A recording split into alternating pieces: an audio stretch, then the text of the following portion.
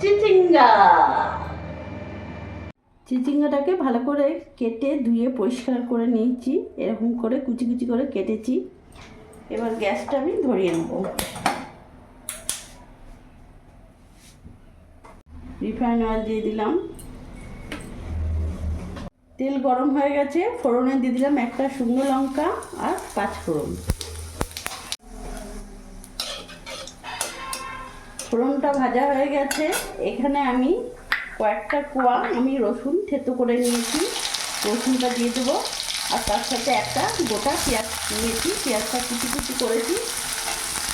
এবার ভালোভাবে আমি এটা ভাজা ভাজা করে দেবো। রসুন পেঁয়াজটা ভালো করে ভাজা হয়ে গেছে, এরই মধ্যে কেটে রাখা চিচিঙ্গাগুলো সেগুলো দিয়ে দেবো।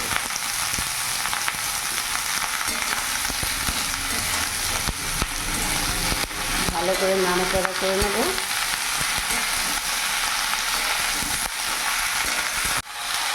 লবণ দিয়ে দিলাম এখানে 1.5 চামচের মতো। এখন হলুদ গুঁড়ো দেবো না, তার সাথে 4-5টা কাঁচা লঙ্কা চিড়ে দিয়ে দিলাম। এবার ভালো করে নাড়াচাড়া করে কিছুক্ষণের জন্য আমি ঢাকা দিয়ে দেবো।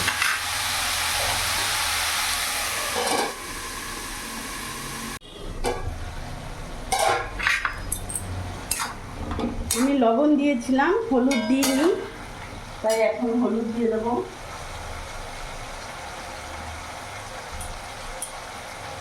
হলুদ গুঁড়ো দিয়ে দিলাম, তার সাথে একটু জিরে গুঁড়ো দিয়ে দিলাম। ভালো করে নাড়াচাড়া করে মিশিয়ে আবার ঢাকা দিয়ে দেবো।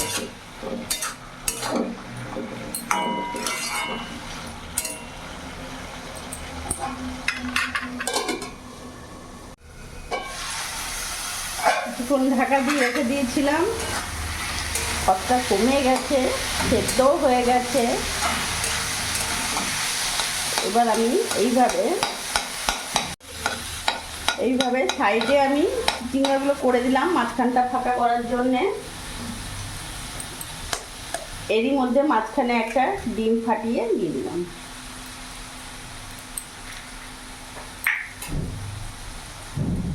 তার মধ্যে এখানে কাঁচা লঙ্কা কুচি দিয়ে দিলাম। গ্যাসের ফ্লেমটা একটু বাড়িয়ে দেবো। সামান্য একটু লবণ দিয়ে দিলাম, একটু লঙ্কা গুঁড়ো দিয়ে দিলাম।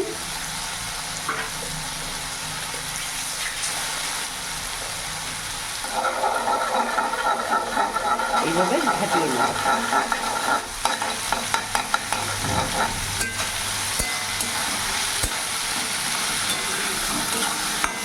এইভাবে চিচিঙ্গা ভাজা করলে দারুণ লাগে টেস্ট, গরম ভাতের সাথেই হোক আর গরম গরম রুটির সাথেই হোক।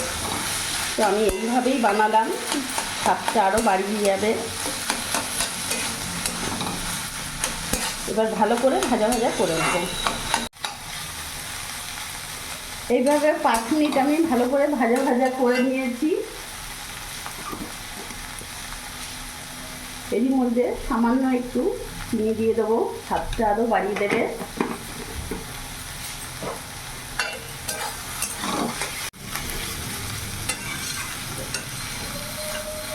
চিচিঙ্গা ভাজা একেবারে রেডি হয়ে গেছে। এবার আমি গ্যাস অফ করে নামিয়ে দেবো।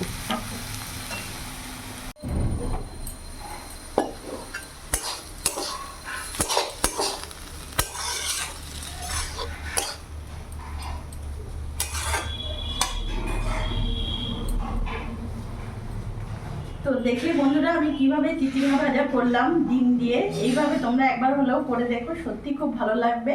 ভিডিওটা যদি ভালো লাগে প্লিজ লাইক কমেন্ট শেয়ার করে আমার পাশে থেকো। আর তোমরা সবসময় ভালো থেকো।